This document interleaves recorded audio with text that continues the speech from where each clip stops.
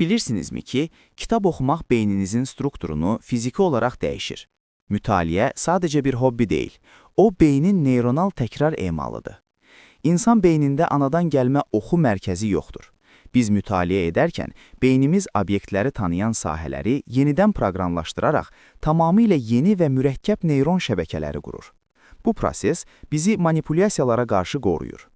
Dərin mütaliə bizi avtomatik reaksiyalardan uzaqlaşdırıb dərin analitik düşüncəyə keçirir.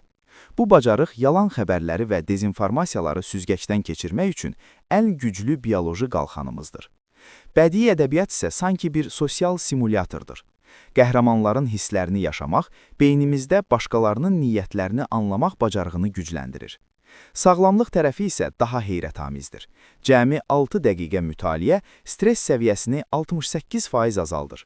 Müntəzəm kitab oxuyanlar demensiya və Alzheimer simptomlarını orta hesabla 5 il gecikdirir və daha uzun ömür sürürlər. Amma bir vacib şərt var: kağız kitabları seçin. Kağızın toxunuşu və mətndəki yeri beyninizdə məkan xəritəsi yaradaraq yaddaşı möhkəmləndirir. Gündə cəmi 20 dəqiqə ayırın və beyninizi yenidən kəşf edin.